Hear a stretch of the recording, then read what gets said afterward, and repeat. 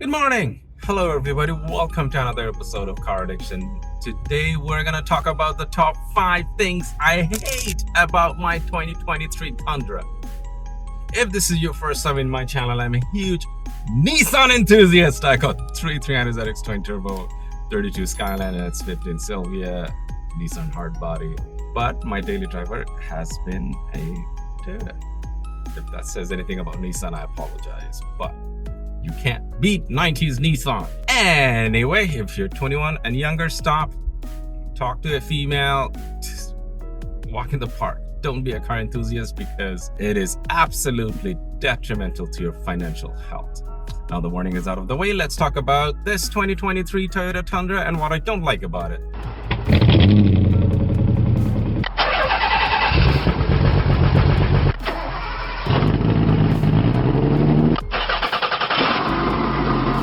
I just picked it up, but when did I do? September 1st? Yeah, September 1st, I picked it up. Today is September 15th, 15 days.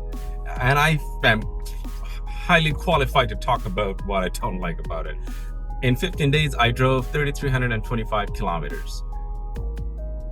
That's a bit, which is about like 2,600 miles in 15 days. Talk about warranty. All right, so let's talk about the top 5 things I don't like about this 2023 Toyota Tundra. First, I spent a lot of time behind this steering wheel. This area is my office. I spend about 6 to 7 hours a day here, every day, day after day. What that means is I really need to like this dashboard style. And I do really like it. What I don't like about this is this entertainment screen. Now, I don't have the technology package without the 14-inch screen.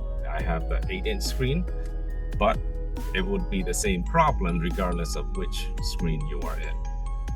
Because the 2023s can connect to the entertainment system through Android Auto or Apple CarPlay through the Bluetooth. You don't have to plug it in. So every time I step in the vehicle and I start it automatically connects Android Auto and everything is on. Fantastic. You know what's the problem with that? You can't play the radio. When you are in Android Auto, you cannot step out of it to go play the freaking beeping radio. I need to play the radio, okay? I don't listen to Spotify.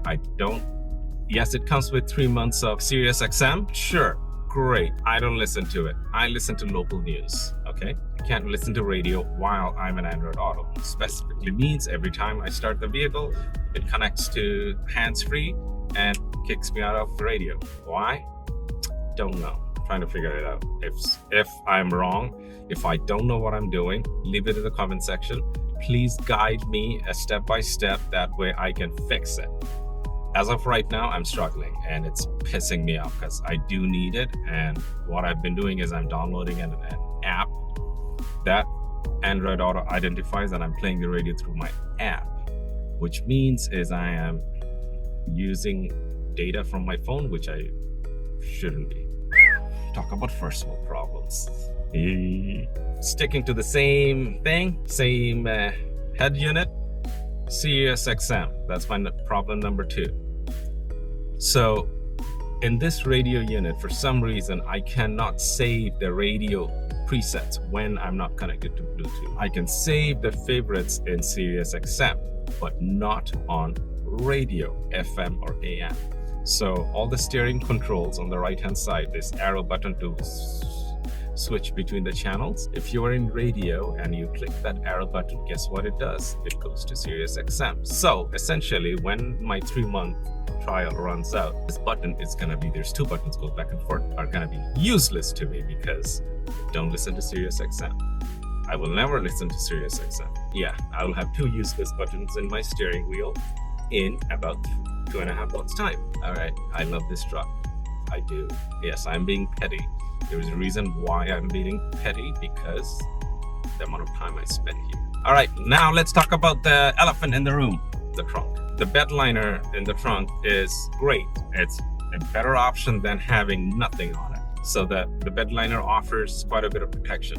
What's wrong with bed liner is it is slippery as what I'm gonna say. It's slippery. I work for a paint company, and sometimes I have to deliver paint to my clients due to emergency, blah blah blah. So I will have 15-20 pails of paint, or if I don't have 15-20 pails, like if everything is not packed in, if I have, let's say, 1 or 2 pails, those things, every time I break, they're boom at the front. Every time I accelerate, boom in the back. Take little corners, change the lane, they slide around. It almost feels like, you know, the top part, the table of an air hockey, you just ding ding ding ding ding ding ding. That, I don't know why it does it, but it does it. It's annoying. To solve this problem, the right way to do is either get a bed mat that will solve it right away. That's a couple of $100. Amazon has a couple of really good options. Or there is slots cut in the bed for you to go and cut it 2x4 and then make different sections. I will probably do both. I have a bed mat on order for Amazon. I think it was like $200 some, and then I'll make my way to a Home Depot and buy some 2x4s, and I'll cut them and slot them. Yeah, I guess that's annoyance number 3.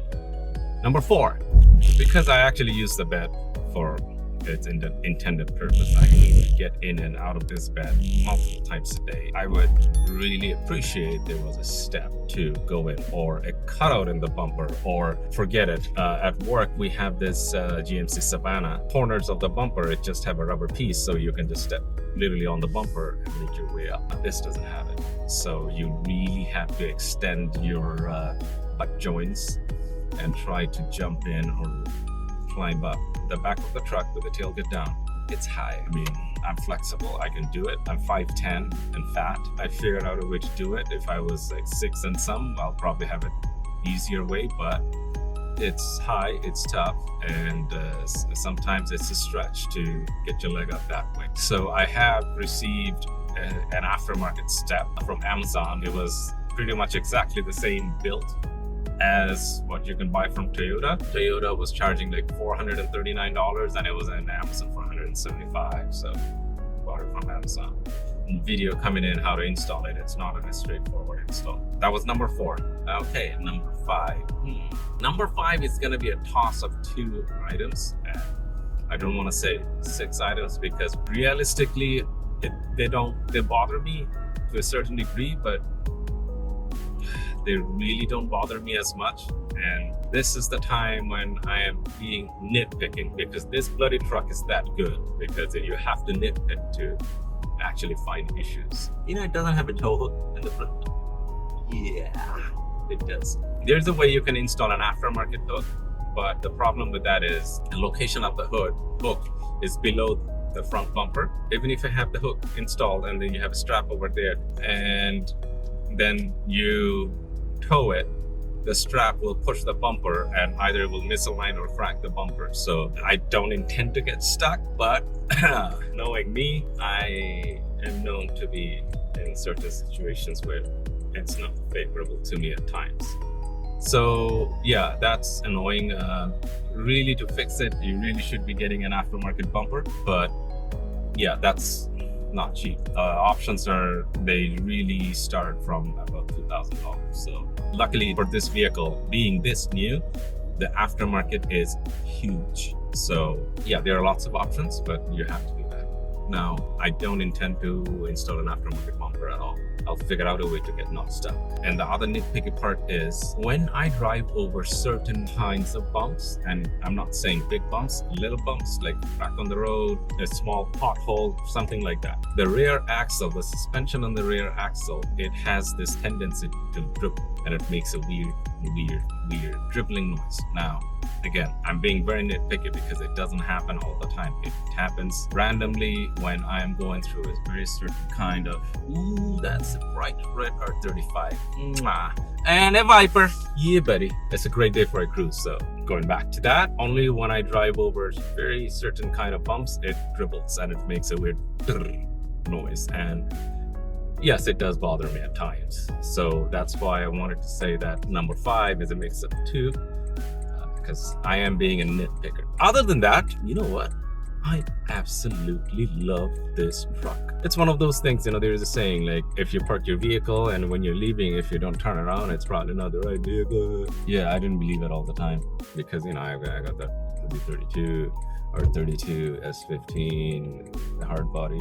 Depends on the mood. I look back, but usually don't. But this one, for some reason, I catch myself looking back every time because I really, really, really like the way it looks. Yes, there's a little bit of chrome bits that will be deleted. Other than that, I absolutely love this truck. Probably gonna say it's probably the best buy I ever made. Wife absolutely loves it. She adores it. She fights with me to drive it every time we go out, which is a good thing because she doesn't like driving any of my other cars, mostly because she can't drive stick. Yeah, for a full-size truck, this is a fantastic option. I did my homework while I went to buy a full-size truck because for me, fuel economy is important because I drive a lot. What's more important to me more than fuel economy is dead times, because I can't have my vehicle in a mechanic shop because that gives me dead time because I drive a lot. That will affect my income. So based on my research and homework, Toyota being Toyota, me coming from a long list of Toyota background with tacos and whatnot, decided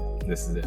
Now, some of you may argue in the comment section, this is not the most economical variant, and I'm not going to argue with you on that one. But when you factor in the reliability, the price, and everything else, tell me one vehicle that will beat this. I'm interested to hear your opinion, your side of the story. That's that. Next video, I will tell you 15 things I like about it, and I'll probably have a couple more things to talk about. Please hit the subscribe button and the bell notification. A lot more videos are coming for this truck. There's tons of videos they will be coming for the R32 Skyline because, I got it back from the mechanic and there's so many things I need to talk about, and I shot the videos. They're with the editor. He's working on them and I'll upload them in due time. So yeah, buddy, I can't wait for the first snowstorm. I can't wait to do a review on these Michelin tires that it came with. Fantastic tires. All right, see you on the next one. Boop.